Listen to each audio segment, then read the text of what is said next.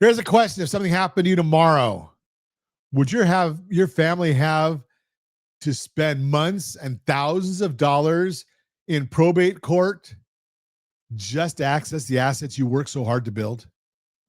I am Ron Siegel, certified liability advisor, helping families build wealth through strategic debt management. A listener reach out.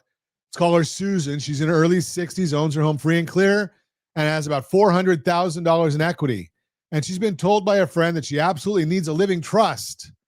Ron, she asked me, is this something I should be doing? Great question. And the answer, it depends. Look, living trusts have become popular for good reasons. They allow your assets to transfer to your beneficiaries without going through probate. That means privacy, speed, and potentially lower costs for your family when you pass. If you become incapacitated, a properly funded living trust can also provide a clear path for managing your affairs without court intervention. But here's what a lot of people don't realize. A living trust is not going to protect your assets from creditors. It won't help you qualify for Medicaid if you need long-term care, and it's not going to save you a dime in taxes. There's also a cost to setting one up, usually a few $1,000s, unless you call our friends at AmeriEstate, and then it's only a couple $1,000s. And some assets aren't easy to transfer. Try putting your car in a trust and see what your insurance company has to say about it. So what does this mean for you? If you own property, especially in California, where probate can be expensive and time-consuming, a living trust might make sense. If you want to make things easier for your family down the road, it's worth exploring. But it's not a magic solution, and it's certainly not something everyone needs. Here's where this ties back to what we talk about every week. Strategy beats rate always.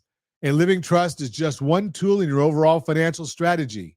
You need to look at the whole picture, your assets, your liabilities, your household blended interest rate, and yes, your estate planning. I've seen people spend thousands on a living trust and then neglect to fund it properly. That's like buying an expensive safe and leaving all your valuables on the kitchen counter. I've also seen families who would have been just fine with a simple will waste money on something they didn't need. The key is understanding what you're trying to accomplish. Are you trying to avoid probate, manage your affairs if you become incapacitated, protect assets from creditors? Each goal requires a different tool. And here's something most people miss. Your home equity might be better positioned in a way that gives you access to liquidity while you're alive rather than just sitting there waiting to transfer at death. That's where strategic debt management comes in. Think about it through our framework: safety, liquidity, and return.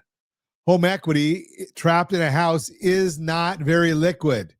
A living trust doesn't change that, but repositioning that equity strategically can give you options and flexibility while you're alive, while still protecting what you want to pass to your family. The bottom line: do not set up a living trust just because your neighbor has one.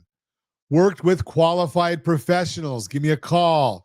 I know them. I will introduce you to them. You're looking at our friends over at AmeriEstate. You're looking at financial advisors whom we know, who can look out at your complete situation and recommend what's right for you.